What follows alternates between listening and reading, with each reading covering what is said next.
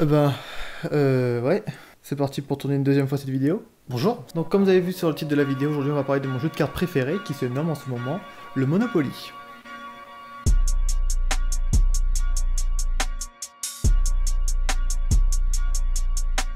Si jamais tu as un jeu de 52 cartes et le nombre de participants voulant jouer à ton superbe jeu qu'est le Cums est pair, vous pouvez jouer au Cums. Donc faites autant d'équipes de 2 que vous pouvez, en gros faites des binômes. Très brièvement, le but du Cums c'est de se retrouver avec 4 cartes identiques dans la main et le faire deviner à son adversaire à l'aide d'un signe, genre comme as, pour qu'il puisse dire le mot Cums, ou Cums, ou Kims, bref, il y a plein de gens qui disent différemment et c'est pas grave.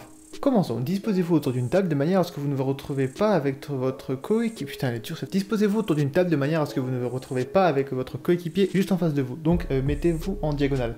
Faut pas que vous vous retrouvez genre avec ton poteau juste devant toi en fait.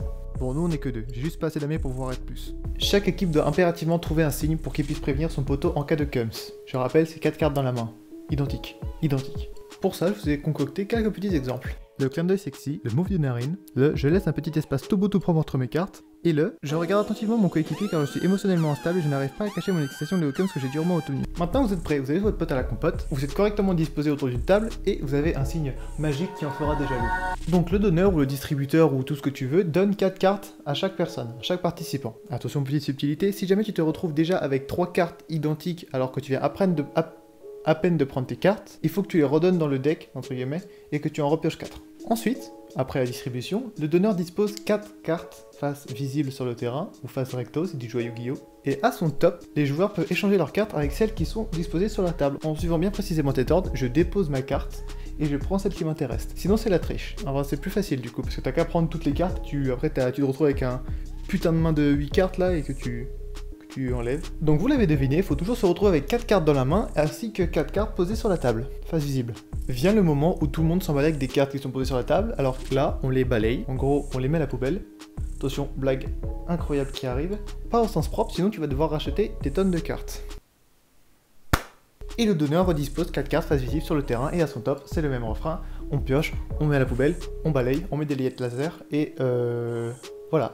Maintenant vient le moment intéressant. Dès que quelqu'un a 4 cartes identiques dans la main, il doit faire son signe à son coéquipier pour qu'il dise Cums. Et là, vous avez gagné. Mais qu'il dise pas de Cums dans sa tête, hein, à haute voix. Hein.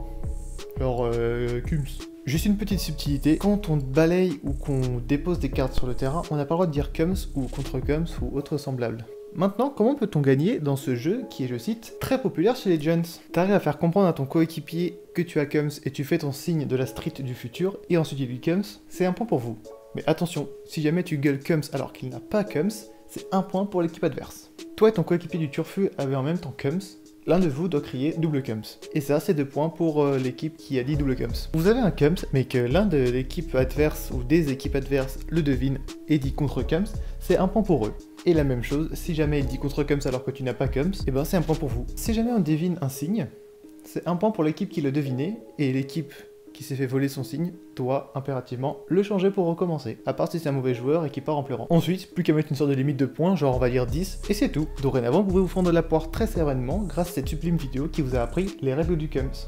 Ah oui, et si jamais tu connais d'autres règles qui n'ont pas été citées en ce moment même, bah dis-toi juste que chacun rajoute ses règles et les enlève, et autre chose, pour faire son jeu à sa guise. Moi par exemple, on investit dans la règle du coupé. En gros, si jamais tu dis à quelqu'un couper, il doit te montrer obligatoirement 2 cartes qui ne sont pas identiques pour prouver qu'il n'a pas Cums, mais tu peux dire ça qu'une seule fois. Donc voilà, c'est la fin de la vidéo, j'espère que tu as bien aimé, j'espère que maintenant tu vas te fendre la poire avec tes amis que tu as certainement payé. Juste mets un petit pouce, hein, le même refrain que disent tous les youtubeurs les petits et grands.